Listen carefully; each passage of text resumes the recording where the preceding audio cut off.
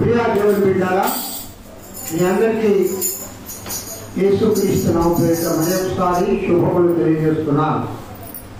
అంటే ఇప్పుడు వచ్చిన వాళ్ళకు కూడా వందనాలు.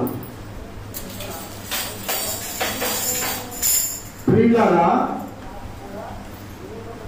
ఇంతవరకు ఆరాధన నడిపించిన సహోదరుని ఆ దేవదేవుడు దీవించి ఆశీర్వదించుగాక. ఆరాధనలో పాల్గొన్న మీ అందరినీ కూడా ఆ ప్రభు ఆశీర్వదించుగాక. హల్లెలూయా. కొన్ని నిమిషాలు దేవుని వాక్యాన్ని మనం ధ్యానం చేసుకున్నాం. మీరు ఎంత త్వరగా సహకరిస్తే అంత త్వరగా ముగిపోతుంది. నాకు కూడా పోయిన ఆదివారం సాయంకాలం నుంచి కొన్ని సండే బాగానే ఉండేది. ఇంటికి వెళ్ళాము, సాయంకాలం నుంచి జ్వరం. మా మేరమ్మకి దాదాపు 10 రోజుల నుంచి ఆ బలహీనత ఫేవర్ వెళ్ళింది, కానీ చాలా బలహీనత ఎప్పుడు చూడాలి. కోవిడ్కి సంబంధించిన వైరస్ అది మనకి కరోనా వచ్చింది కదా, దానికి సంబంధించిన వైరస్. ఇలా ఈ వైరస్ జ్వరం ఎంత బలహీనత అంటే అంత బలహీనత. కానీ బలహీనతలో కూడా ప్రభు బలపరిచి వాడుకుంటున్నాడు. స్తోత్రం చెప్పండి ఒకసారి. రాత్రికాల సమయంలో కావల్లో రోజు ఇంటికి వెళ్ళాం. అక్కడ బ్లేసి పుట్టినరోజు, వాడు పాప పుట్టినరోజు, జెసికా. అక్కడ వాక్యం కూడా దేవుడు చెప్పడానికి ప్రభు నాకు కృపించాడు. ఈ రవిడి కట్టిందంట వాళ్ళ అమ్మమ్మ దగ్గరికి పోయి, తాతయ్య తెల్లారేలాగా ఎప్పుడు వాక్యం అని చెప్పినాడు. ఏం చెప్పిందంట? రాజరామో ఇలాంటిదే, తాతయ్య తెల్లారేలాగా ఎప్పుడు వాక్యము. ఎందుకు ఆడ కేక్ కట్ చేయాలా అని చెప్తున్నట్టు వాళ్ళ అమ్మమ్మ పోయి. ఆమైతే తాతయ్య అక్కడ బయట అయితే ఇంతసేపు చెప్తాడు, మన దగ్గర అయితే ఇంతసేపు చెప్తాడు చెప్పింది. అంటే వాళ్ళు చూడండి. అంటే ప్రియులరా, యాక్చువల్లీ నేను అక్కడికి పోగానే వామిటింగ్ అయిపోయింది. నాకు బాగలేదు, బాగా బలహీనం అయిపోయా. అదేదో వచ్చే పెరుగును వడ పెట్టింది మేరమ్మ. ఇట్లా కాలెక్కేటప్పుడు వాటికి చెప్పేసి వాటి అసలు అంత బలహీనత అయిపోయింది. అయినా బలహీనతలో ప్రభు నేను చెప్పలేను లేపా అని చెప్తే, లేదు మా నువ్వే చెప్పాలా, నువ్వే నడిపించాలని చెప్పి పాల్ మాస్టర్ గారు చెప్పాడు. నక్షత్రం గురించి, అంటే ఇస్తేర్ గురించి, ఇస్తేర్లో ఉన్న ఆశీర్వాదాల గురించి, నక్షత్రంలో ఉన్న లక్షణాల గురించి ప్రభు అక్కడ మాట్లాడాడు. ఆయన ఆపయ్యాన్ని వెళ్ళాక ఆపడంలే. అంటే ప్రభువు దేవుని చేతిలోకి పోతే దేవుడు శక్తిస్తాడు. అలాగే ఈ దినం కూడా దేవుడి కృపలో పరిశుద్ధాత్మ దేవుడు మనతో మాట్లాడుగా. స్తోత్రం చెప్పండి ఒకసారి. మీ అందరూ కోరుకుంటున్నారా ఆత్మదేవ మనతో మాట్లాడాలని? కోరిక కలిగిన వాళ్ళందరూ దేవుడికి స్తోత్రం చెప్పండి. నేను ప్రత్యేకించి నాతో మాట్లాడు ప్రభువా. నువ్వు మాట్లాడితే నాకు వీలైనా నీ మాట నేను వింటాను ప్రభువా. లోకంలో ఎంతో మంది మాట్లాడుతూ ఉన్నారు, కానీ ఆ మాటల ద్వారా నాకు ఏ లాభం లేదు ప్రభువా. ఆ మాటల ద్వారా ఏమొస్తుందంటే బాధ కలగద్ది, కోపం వస్తుంది, శోధన కలగద్ది, శాపం వస్తుంది, మనశ్శాంతి పోతుంది. ఒక లోక సంబంధుల మాటల ద్వారా నేను కుదురుగా ఉండేరు. ఏం మాటలు చెప్తాడు పక్కింటి వచ్చి, అవునా మొత్తమా మర్చిపోయే వాళ్ళు కూడా జ్ఞాపకం చేస్తారు. అవునా దేవమ్మా? నేను అయిపోతున్నాను ఏదో పాపం తెచ్చిపెట్టినట్టు. అసలు అయ్యో నీకు తగ్గిపోతాడు. నేను తగ్గిపోతే నీకు ఎందుకు రా, నేను రావుతో ఉంటే నీకు ఎందుకు, నేను సన్నగా ఉంది, నేను తగ్గిపోతున్నానండి. నేను ఎందుకు పడుతుంటే అనుకూల పడి తగ్గిపోతున్నాను. ఏమో యాభై ప్రేమ లోక సంబంధమైన మాట్లాడుతూ ఉంటాయి. అల్లే చెప్పండి, ఏం పర్వాలా, దేవుడు శక్తిస్తాడో ప్రార్థన చేయి అనేవాళ్ళు తక్కువ. ఏం పర్వాలే, బాగున్నావయ్యా, దేవుడు శక్తిస్తాడు కానీ అనేవాళ్ళు తక్కువ. అయ్యో అనేవాళ్ళు ఎక్కువ. అయ్యో అనేవాళ్ళ దగ్గరికి రాని కాక మీరు కూడా అందరూ దగ్గరికి అయ్యో అనొద్దు. పర్వాలేదు, దేవుడి నమ్ము, దేవుడు శక్తి ఇస్తాడు, దేవుడు మార్పు చేస్తాడు, దేవుడు నిన్ను వృద్ధి చేస్తాడు, ఉద్ధరిస్తాడు. భయపడద్దు అని ధైర్యం చెప్పాలి. కానీ లోక సంబంధమైన మాట్లాడుతుంటాయి, కానీ ప్రభు మాటలు ఏముంటాయి? నేను నీ దేవుడినై ఉన్నాను, భయపడవద్దు, దిగులు పడవద్దు, నీకు తోడుగా ఉన్నాను. చూడండి ఎంత మంచి మాటలు. ఈ మాటలు లోకంలో నువ్వేం మాట్లాడతారా? ఎంతకాడికి మనలో ఉండే బలహీనతలు ఎత్తి చూపి ఎగటాలి మనలో ఇక్కడ కీర్తనలో మాట ఉంది, మనం చదివిన పాపదలు గంటలో మనసులో ఒకటి పెట్టుకొని బయటికి మాత్రము ఆక్షి వచ్చినాలు పడుతున్నారట. మనకి చదివిన కీర్తనలో ఉంది ఆ మాట. ఉందా లేదమ్మా? వారి దుష్టాలోచన హృదయముంచుకొని తమ పొరుగు వారితో సమాధానంగా మాట్లాడు. ఎట్లాంటమ్మా? వారు దుష్ట ఆలోచన హృదయముంచుకొని దుష్ట ఆలోచన హృదయంలో ఉంచుకొని పొరుగు వారితో అబ్బా ఎంత సమాధానంగా మాట్లాడతారు. అది లోక సంబంధమైన మాటల గురించి నేను చెప్తున్నా. కానీ ప్రభు వాళ్ళంట మాట్లాడేవాడు కాదు, ఎందుకంటే ఆయన మానవుడు కాదు కదా. చప్పట్లు కొడుతూ దేవుని స్తోత్రం. ఈ దినము ప్రార్థన ఫలితములు. ఈ దినాంశం ఏంటి? ధర్మ. ఈ దినాంశం ఏంటి? ప్రార్థన ఫలితములు. బాగా వినండి. ఆత్మదేవుడు మనతో చాలా వివరంగా మాట్లాడాలని ఆశపడతా ఉన్నాడు. దేవుని గ్రంథంలో ప్రార్థన వీరులు అనేక మంది ఉన్నారు. ఒక్కొక్కరిగా చెప్పండి. మొట్టమొదటి నుంచి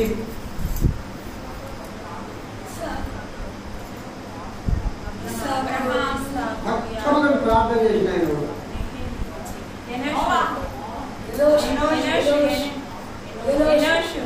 ప్రార్థన చేశాడు. అంతకంటే ముందు ఏబేలు రక్తం ప్రార్థన చేశాడు. అంటే రక్తమే ప్రార్థన చేసిందంటే ఆయన హ్యాబిట్ ఏంటి? రాయలమా? రక్తమే ప్రార్థన చేస్తుందంటే బతుకున్నప్పుడు ఆయన హ్యాబిట్ ఏంటి? ఆయన ప్రార్థన చేయడమే. అది అందుకే దేవుడు ఆయన తెచ్చిన అర్పణను అంగీకరించాడు.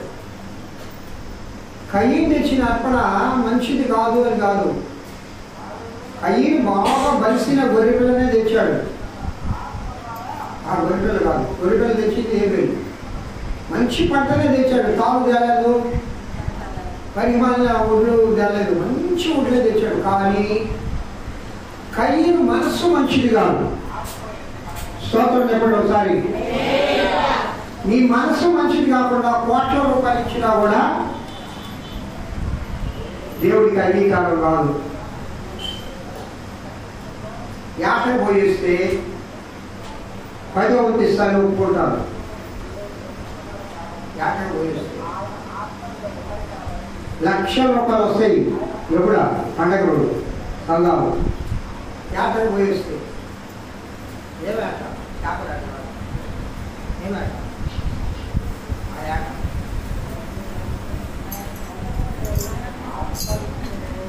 బొంబాయి పోయిస్తే అర్థం కాదా? ఇంకా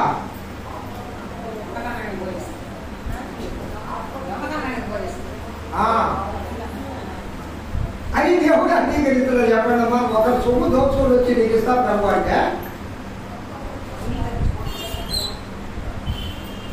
నీ సొమ్ముద్దు నువ్వు వద్దు, నీ హృదయ బాబు బాగా బతకాలని దేవుడు చెప్తా ఉంటే ముఖ్యమైన వాళ్ళు కూడా ఉన్నారు. ఇప్పుడు 1000 కోట్లు ఉన్నాయి. వచ్చే సంవత్సరానికి నాకు కానీ 2000 కోట్లు కానీ అయితే నీకు 10 కోట్లు ఇస్తానని చెప్పి మొక్కలు వస్తారు దేవుడి దగ్గర. 2000 కోట్లు ఎక్కడతాయి? అన్యాయం చేస్తే, అక్రమం చేస్తేనే కదా. మనకు రావట్లేదే. ఒక్కసారిగా పైకి ఎందుకు వెళ్ళిపోయారు? చాలా మంది ఆశ్చర్యంగా ఈ సంవత్సరానికి వచ్చే సంవత్సరానికి చాలా తేడా వస్తుంది. అంటే ఏదో అన్యాయం చేసి అక్రమం చేసి సంపాదిస్తేనే కదా న్యాయబద్ధంగా ఏం రాదుగా. ఒకవేళ దేవుడు ఉద్ధరణ చేయాలి. ఇందాక చెప్పాం ఉద్ధరణ అనే మాట. అదే చెప్పండి. కాబట్టి ప్రియులారా దేవుడు హృదయానికి వస్తాడు. కయ్యను దగ్గర నుంచి ప్రార్థన, హేబేలు దగ్గర నుంచి ప్రార్థన మనం ఒకసారి జ్ఞాపకం చేసుకున్నాం. హేబేలు దేనికోసం ప్రార్థించాడు? ప్రార్థన ఫలితాలని చెప్పాను నేను. ఒక్కొక్కరు ఒక్కొక్క అంశం గురించి ప్రార్థించాడు. హేబేలు ఎందుకు ప్రార్థించింది? హేబేలు రక్తం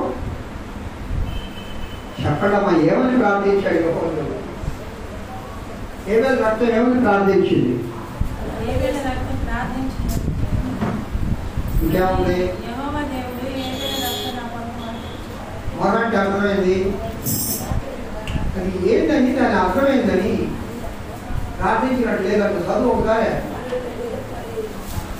హేబేలు రక్తము మొరపెడుతుంది అంటే ప్రార్థన కదట. అదే ఏం మొరపెట్టింది? అయ్యా కయ్యని అన్యాయంగా నన్ను చంపేశాడు. ఆ కయ్యని చేసిన పనికి ప్రతీకారం చేయలేవా? నా రక్తాపరాధాన్ని తగిన ప్రతిఫలం ఈయన అని చెప్పి ప్రార్థన చేశాడు. అమ్మా నువ్వు కాదులేమ్మా, ఇవి నేనే ఒకటి చదవలేరా?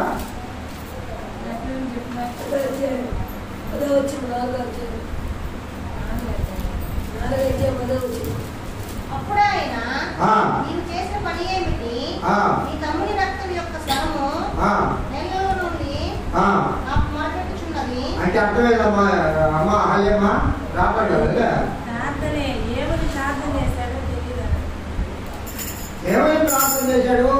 నీ తమ్ముని యొక్క రక్తము నాకు మొరపెడుతుందా బాబు నువ్వు చేసిన పనికి. అంటే ఇక్కడ ఏం ప్రతిఫలం కోరుకున్నాడు ఆయన? కయ్యను చేసిన అపరాధానికి తగిన ప్రాయశ్చిత్తం చేయమని కోరుకున్నాడు. ఈ ప్రార్థనకు ఫలితం వచ్చిందా రాలేదా? హేబేలు ప్రార్థన ఫలితం ఏంటి? హేబేలు ప్రార్థన ఫలితం ఏంటి? తన రక్తాపరాధానికి తగిన శాపాన్ని కయ్యను వంశమే అనుభవించింది. హల్లెలూయా. రెండవ ఆయన చెప్పండి. కయ్యను తర్వాత ఏనోష్. సరే మెయిన్ వచ్చేద్దాం. తర్వాత అబ్రాహాము గారి దగ్గరికి వచ్చేద్దామా? లేకపోతే నోహు ప్రార్థన ఫలితం. నోహు ప్రార్థన ఫలితం ఏంటంటే జలప్రళయం నుండి తన కుటుంబాన్ని రక్షించుకుంది. అదే చెప్పడం దారి. జలప్రళయం నుండి తన కుటుంబాన్ని రక్షించుకున్నాడు. ఎందుకు నేను వీళ్ళందరినీ జ్ఞాపకం చేస్తున్నానో చివరిలో బాగా వినండి. అలాగే అబ్రహాము ప్రార్థన ఫలితం ఏంటంటే విశ్వాసులకు తండ్రి అయ్యాడు. ఇజ్రాయేలీలందరూ అబ్రహాము ప్రార్థన వల్ల ఆశీర్వదించబడ్డారు. తప్పట్టబడుతూ దేవుడు అంటాం. ఏమా అబ్రహాము అట మొట్టమొదటిగా దేవునితో సంబంధం కలిగి ఉన్నాడంట. దేవునికి దగ్గరగా అయ్యాడంట. రెండవదిగా మొట్టమొదటిగా దేవుని దగ్గర నిలబడ్డాడంట. బాగా అయినా మా విశ్వం కాకండి, విశ్వం బయటికి వెళ్ళిపోండి. దేవునితో దేవుని దగ్గర దేవుని సమకూలం నిలబడ్డాడు. రెండవది దేవుని సమీపంగా వచ్చాడు. మూడవది దేవునితో మాట్లాడాడు. నాలుగవది దేవుడు అక్కడి నుంచి వెళ్ళే వరకు దేవుని సన్నిధిలోనే కనిపెట్టాడు. అల్లే చెప్పండి ఒకసారి. ఎప్పుడెప్పుడు గురి అయిపోతా, ఎప్పుడెప్పుడు ఫాస్ట్ వాక్యం ముగిస్తుందా, ఎప్పుడెప్పుడు ఇస్తాడా ఏం చేసావు ఇవాళ?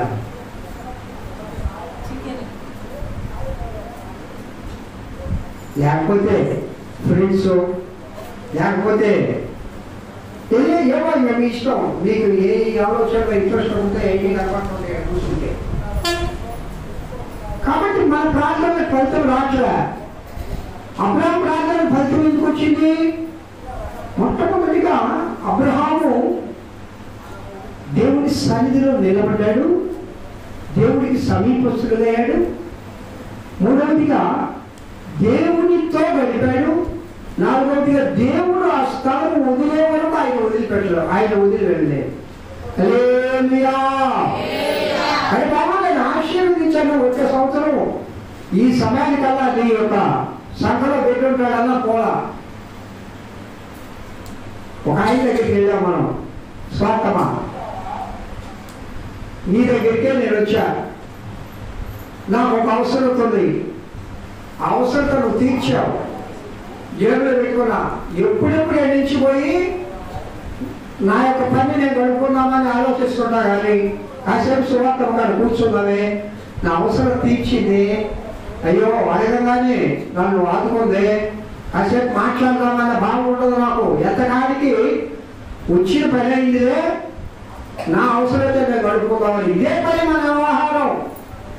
ఒక నిలుపు ఉండదు, నిదానం ఉండదు, లోక సంబంధంగా ఉండదు, భక్తులు ఉండదు, దైవత్వంలో ఉండదు. నిలుపు నిదానం దేవుల్లో ఉండాలండి. కాబట్టి అబ్రహాము ప్రార్థన ఇజ్రాయేలీల దేవుడుగా దేవుణ్ణే మార్చేశాడు. అదే చెప్పండి ఒకసారి. అది అబ్రహాం ప్రార్థన ఫలితం. వెంటనే ఇస్సాకు అన్నది నా ప్రభావం. ఇస్సాకు ప్రార్థన ఫలితం ఏంటి? ఇస్సాకు ప్రార్థన ఫలితం మూడిపోయిన బావులన్నీ కూడా, అబ్రహాం తవ్వించిన బావులన్నీ శత్రువులు కూర్చేశారు. ఆ మూడిపోయిన బావులన్నీ కూడా మళ్ళా అబ్రహాము ఇస్సాకు తిరిగి తవ్వించి సస్యశ్యామలంగా పంటలు పండించి అభివృద్ధి చెందాడు. హల్లెలూయా. దానికి కారణం ఏం తెలుసా? ఇస్సాకు ఒక అనుభవం ఉంది. ఏ అనుభవం అంటే, ఏ అనుభవం చెప్పడం నేను ప్రార్థన అనుభవం. ఇస్సాకు ఉండే ప్రార్థన అనుభవం. ఎక్కడికి వెళ్ళి ప్రార్థించేవాడా? పొలంలోనికి వెళ్ళి ప్రార్థించేవాడు. మీరు ఎప్పుడైతే ఇంట్లో తప్ప బయటికి వెళ్ళారు ప్రార్థించాడు? ఏ కొండ మీద కూర్చొని ప్రార్థించా? ఆ చిన్నప్పుడైతే మా బావగారు ఆ కన్నికలో వంతరాయి చెక్కేవాడు. వంతరాయి పెద్ద పెద్ద గడులు ఉన్నాయా, ఆడికెళ్ళి కూర్చొని నేను ఆడ ప్రార్థన చేసుకో. పొద్దున వెళ్తే నీళ్ళు సజ్జనం ఎత్తుకొని పోయేది. కుడికన్నాలు, చికెన్లు, మటన్లు, పలావులు కాదు, సజ్జనం. మధ్యాహ్నం తిని సాయంకాలం ప్రేయర్ అయిన తర్వాత 3 గంటలకు తిని అప్పుడు నడిచొచ్చేవాళ్ళు. సైకిల్ కూడా లేవు మాకు. నేను దేవసాయం అన్నా, ఏస్పాదం అన్నా, వాళ్ళు అయ్యో వెంకటేశ్వరులు, యోహాను, వెల్లివేరు, మేమందరం కన్నీకి బీచ్లోకి పోయేవాళ్ళు. అక్కడ అన్ని గన్ చెట్లు ఉండేవి. వదినా అవును కదా, లెక్కల బీడు ఆడికి వెళ్ళి ఆడ కూర్చొని ప్రార్థన చేసేవాడు. పిల్లగా ఆ ప్రార్థన ఫలితమే ఈరోజు మా కుటుంబాలన్నీ దేవుడు ఆశీర్వదించాడు. చప్పట్లు పట్టడం ఒకసారి. ఆ అనుభవానికి రండిరా యువకులారా, ప్రార్థన చేయండి. అమ్మ తల్లులారా ప్రార్థన చేయండి. ఇస్సాకు ప్రార్థన ఫలితము సస్యశ్యామల దేశంగా ఆ దేశాన్ని దేవుడు ఆశీర్వదించాడు. తర్వాత ఇస్సాకు తర్వాత యాకోబు ప్రార్థన ఫలితము ఎక్కడ కాసేపు ఆగి మనందరం కొంచెం డిస్కస్ చేసుకోవాలా. ప్రార్థన ఫలితం యాకోబు ప్రార్థన ఫలితం ఏంటి చెప్పాలా?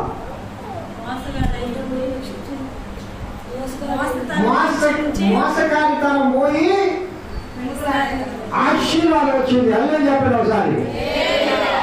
ఇజ్రాయేల్ వాడాడు. మనందరూ మోసవాళ్ళే. అమ్మ మీరేమో భక్తి పనులు, నీతిమంతులు, ప్రార్థన పనులు, కానీ నేను మాత్రం దేవుడి దగ్గర ఇంకా మోసగానే. ఇంకా నాలో కొంత కొన ఉంది దేవుడి దగ్గర. నా ప్రభు నా హృదయాన్ని పరిశీలిస్తే నాలో ఇంకా సంపూర్ణత లేదు. నేను సంపూర్ణంగా నా ప్రభుకి ఇంకా నన్ను అర్పించుకోలేకపోతున్నా. మీరందరూ చాలా భక్తిపరులు, నీతిమంతులు. కాబట్టి ఇప్పుడు మనం మోసకార్తలు పోవాలంటే ఏం చేయాలా? ఏం చేయాలి చెప్పండి? ప్రార్థన చేయాలా? ఇది ప్రార్థన ఫలితం. ఇది ఇప్పుడు ప్రార్థన అంటే ఏ ప్రార్థన చేయాలా? స్తోత్రం చెప్పండి ఒకసారి. ఏ ప్రార్థన చేయాలా? ఎందుకు ఈరోజు ప్రార్థన విషయాన్ని నేను ఎన్నుకున్నానంటే, దేవుడు నాకు దర్శనం ఇచ్చాడు. ఆ దర్శనం ప్రకారం సగం నడవాలా. నడవకపోతే నడిస్తే మీరు ఆశీర్వదించబడతారు, నడవకపోతే మీ ఇష్టం. దాని ప్రకారం సంఘం నడిపించబడాలి.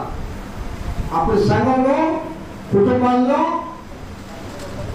దేవుడు కుటుంబాలు అనేక లోటులో ఉన్నాయి. ప్రతి కుటుంబంలో కొరత ఉంది.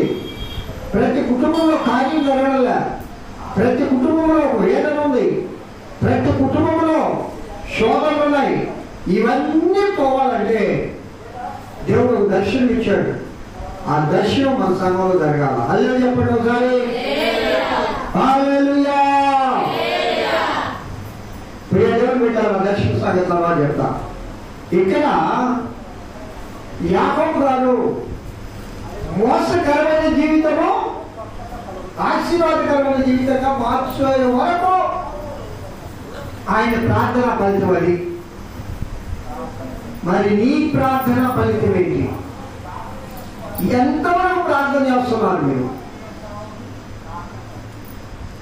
ఆయన 4 గంటలు వేసి ముసుకేసుకొని కూర్చోండి. ప్రార్థన చేస్తుందో నిద్రపోతుందో నాకు లేదు, కానీ ప్రతిరోజు 4 గంటలు వేసి ముసుకేసి కూర్చోండి. అంటే అవి నిద్రపోతున్నా నేను అనలేదు, కానీ నన్ను నిద్ర వాడుకొని లేచి ప్రార్థన చేస్తుందంటే షీ ఈజ్ గ్రేట్. అది ఒక ప్రార్థన అనుభవం, నేను కాదను. మీరు కూడా చాలా మంది ఏకోజావులో ప్రార్థన చేస్తున్నారు, నేను కాదనాలే. మా ఇక్కడ ఓకే నా స్థాయి సీరియస్గా చెప్తున్నాను.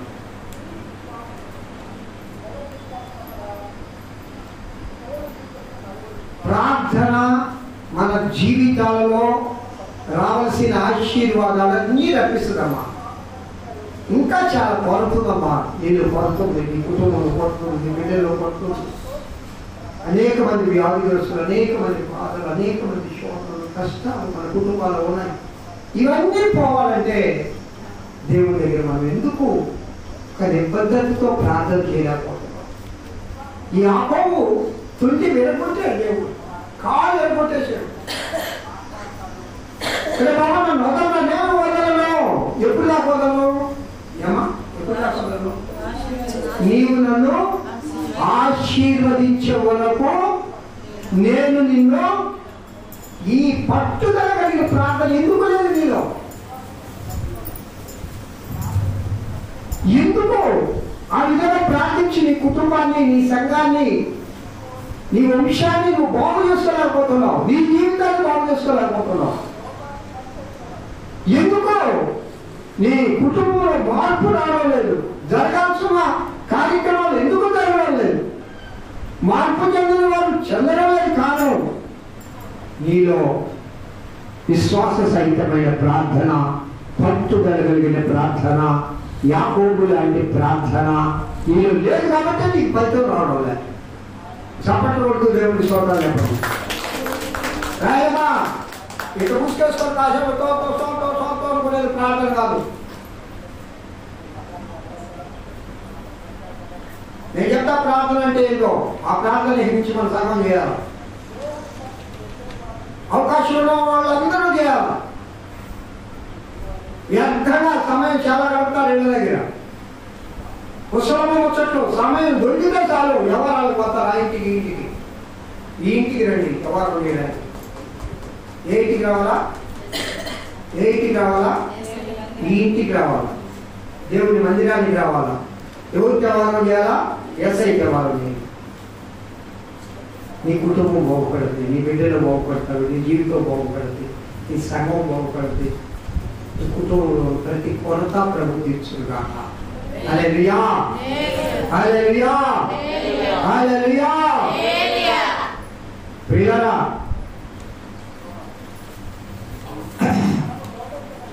దైవజనుడు ప్రపంచ ప్రఖ్యాతిగాంచిన దైవజనుడు, ప్రపంచంలోనే పెద్ద సంఘం చనిపోయాడు పాపం ఈ మధ్య కాలంలోనే. ప్రపంచంలోనే పెద్ద సంఘం. ఆ సంఘము మొట్టమొదట దేవుడట ఆయనకి ఒక ఆ దేశం అంతా అన్య దేశమైనప్పుడు అంతా విగ్రహారాధనే. ఆ విగ్రహారాధన ఉంటే దేవుడు ఈయన పట్టుకున్నాడు. ఆ దైవజనుడు పాలెంచో ఆ దైవజనుడు నా దేశాన్నే మార్చాలనుకున్నాడు క్రిస్టియన్ దేశంగా. చప్పట్లు కొట్టండి. నా దేశాన్నే నువ్వు నీ కుటుంబాన్ని మార్చుకోలేకున్నావు, నీ బిడ్డని అసలు నీ బ్రతుకు మార్చుకోలేదు. నీకు ఎన్ని ఆశీర్వాదాలు రావాలా? నువ్వు ఎన్ని కోల్పోతా ఉన్నావు? నీ కుటుంబంలో మనశ్శాంతి ఉందా? నీ కుటుంబంలో వ్యాధిగ్రస్తులు, బాధ, శోధనలు, కష్టాలు ఎందుకు ఉన్నాయి? నువ్వు ప్రార్థన చేయకే ప్రియ బిడ్డ, నువ్వు ప్రార్థన చేయకే ప్రియ తల్లి, ప్రియ సహోదరులా, ప్రియ సహోదరి, పట్టుదల ప్రార్థన చేయకే. వాళ్ళు ఎంతో మాట చెప్పాడు, చాలా చరిత్ర ఉంది కదా ఆయనకి. ఒక మాట చెప్పాడు ఏంటంటే, 3 విధురాలు దొరికారంట ఆయనకి విశ్వాసులు. ఎంతమంది అమ్మా రాయలమ్మా? ఎంతమంది? ముసలివాళ్ళు,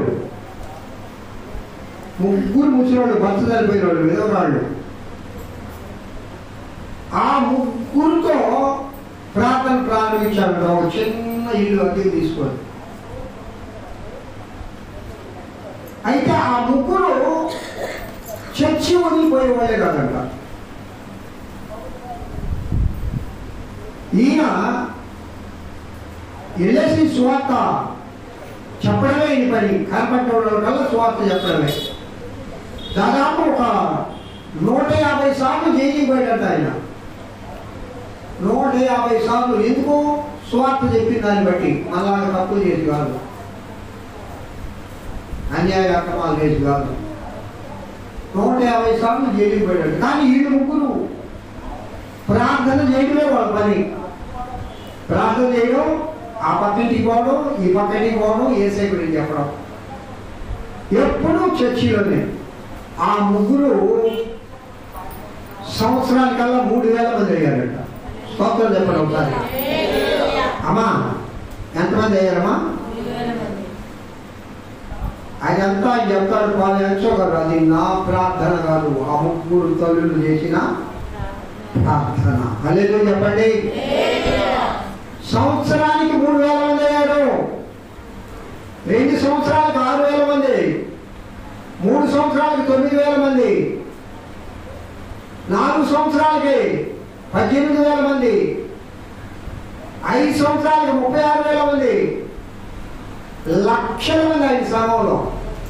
ఎందుకు అయ్యారయ్యా? రహస్యం ఏంటి అని అడిగితే ఆయన చెప్తాడు, ఆయన సంఘంలో ఎప్పుడు కూడా సంఘాన్ని తలుపులు వేసే ఉండేవాడు, తాళం వేసే ఉండదు. మంది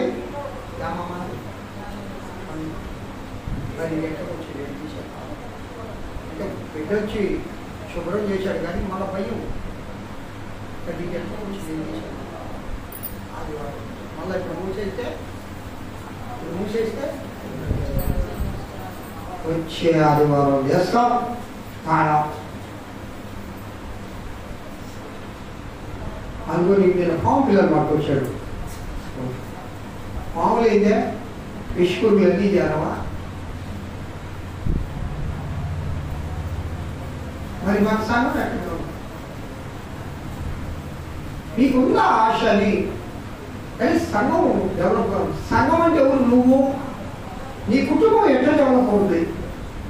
నీ బిడ్డలు ఎట్లా జీవించబడతారు, నీ బిడ్డలు నీ కుటుంబము ఎట్లా ఆశీర్వించబడుతుంది? ప్రార్థన వల్లనే ప్రియులారా. హల్లెలూయా, హల్లెలూయా.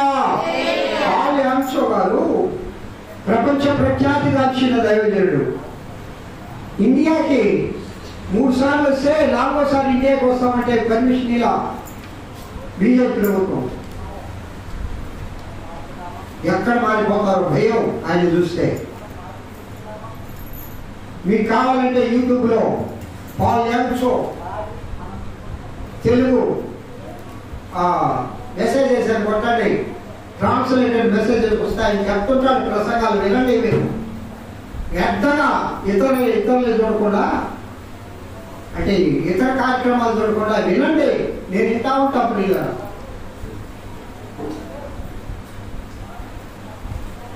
అయితే మనం కూడా పని చేయాలని దేవుడు నాకు దర్శనం ఇచ్చాడు. రేపటి నుంచే ఉదయం 5 గంటల నుండి, ఎన్ని గంటల నుండి? 5 గంటల నుండి 8 గంటల వరకు. ఎన్ని గంటల వరకమ్మా? 3 గంటలు. తర్వాత సాయంకాలం 4 గంటల నుండి 9 గంటల వరకు చర్చిలో లింక్ ప్రార్థన జరగాల. వీరు కూడా రండి. అంటే నేను చాలా దారుణం. ఎవరు ఏ టైంలో వచ్చి ప్రార్థన చేస్తారో వచ్చి చేసుకొని వెళ్తా ఉన్నాడు. మేము పలానా టైంలో వస్తాము, మాకు వీలుందని చెప్పండి. సాయంకాలం పూట 7 నుంచి 8 దాకా నాకు టైం ఉంటుంది, నేను చర్చిలోకి వస్తాను. లేదు ఉదయం 5 నుంచి 6 దాకా నేను చర్చిలో ఉంటా. అంటే ఉదయం 3 అవర్స్, సాయంకాలం 4 అవర్స్, 7 అవర్స్ ఒక రోజుకి ప్రభు సన్నిధిలో గడపండి ప్రియులారా. వ్యర్థంగా గడిపే సమయంలో రండి. నేను చెప్పేదని మీరు డ్యూటీలు ఇవ్వండి, మీ పనులు చేసుకోండి, మీరు రెస్ట్ తీసుకోండి, మీరు పడుకొని నిద్రపోండి. 1 గంట సేపు. ఎంతసేపమ్మా? ఎంతసేపు? ఎవరో రావల్లే, ఎవరినో పిలుచుకోవల్లే, దైవదేవుడు ఇక్కడ ఉండవల్లే. నేను వచ్చే సమయంలో నేను ఉంటా. నేను ఎక్కువ సమయమే నేను గడుపుతా దేవుడి సన్నిధిలో. నాతో మీకు పని లేదు. ఇక్కడే ప్రసంగాలను, పాటలను, మైకు పెట్టవల్లే, ఏమీ లేదు. రావడం, మోకాళ్ళు అవ్వడం, ప్రార్థన చేసుకోవడం. ఎంతసేపు ఏకాంతంగా నీ ప్రభుత్వం నువ్వు మాట్లాడుకో. ముందు నీ గురించి ప్రేక్షి ప్రభు, నీ హృదయాన్ని ప్రభు సన్నిధిలో కృపణించు. ఇలా ప్రార్థన అమ్మ నా సైన్యంలో ఒకసారి మనల్ని పరిశుద్ధులుగా చేస్తుందమ్మా. స్తోత్రం చెప్పండి ఒకసారి, ఇంకొకసారి చెప్పండి. చప్పట్లో పడుతుంది. ప్రార్థన నీ హృదయాన్ని పరిశుద్ధపరుస్తుంది. అంతకంటే ఏం కావాలి? ప్రార్థన నీ హృదయాన్ని పరిశుద్ధపరుస్తుంది. నేను చెప్పే ఈ టైమే కాదు, మధ్యాహ్నం పూట నా ఖాళీ ఉంటుందంటే అప్పుడే లేదండి. అలా టైం అనేది దీనికి నిర్ధారణ లేదు. ఈ రోజులో 1 గంట సేపు నేను ప్రార్థన చేశానా దేవుడికి లేదా అనేది చూసుకోండి. ప్రతిరోజు అదే సమయానికి రావాలి. మీకు వీలున్నప్పుడు కాలం ఎప్పుడు మా ఇంటి దగ్గర కిటికీలోనే పెట్టుంటుంది. 5 గంటల నుంచి 8 గంటల వరకు తాళం తీసి ఉంటుంది, నేను ఉంటా. సాయంకాలం 4 గంటల నుంచి 8 గంటల వరకు తాళం తీసి ఉంటుంది. తాళానికి మీరు ఎత్తుకోవద్దు. మిగతా సమయాల్లో ఎప్పుడైనా మధ్యాహ్నం పూట నేను దేవుడి సన్నిధికి వెళ్ళి ప్రార్థన చేసుకున్న వాళ్ళు ఇంటికి వచ్చి తాళం తీసుకోండి. మీరు 2-3గా వచ్చి ప్రార్థన చేయొద్దు. ముందు నేను చెప్పేది ఏకాంతంగా ఒక్కడే ప్రభు సన్నిధిలో కూర్చోండి. 1 గంట సేపు టైం పెట్టుకొని ప్రార్థన చేయండి. మొట్టమొదట మీ జీవితాలు పరిశుద్ధపరచబడతాయి. దేవుడితో సంబంధం ఏర్పడుతుంది.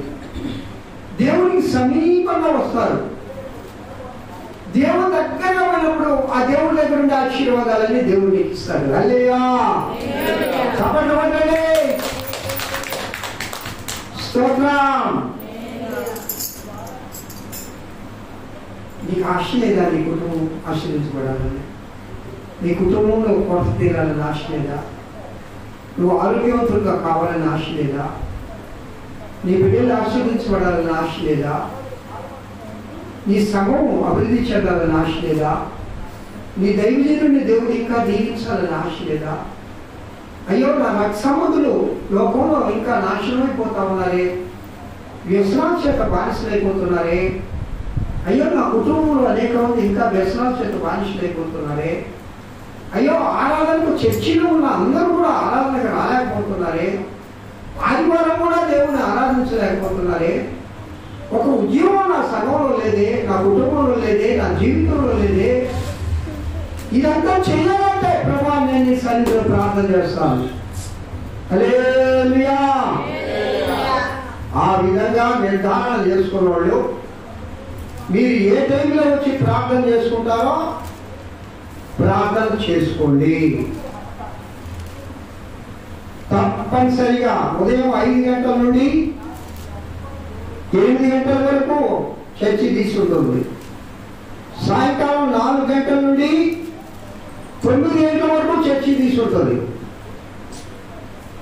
మిగతా సమయంలో ఒకవేళ వీలున్న వాళ్ళు కూడా వచ్చి ప్రార్థన చేసుకోండి.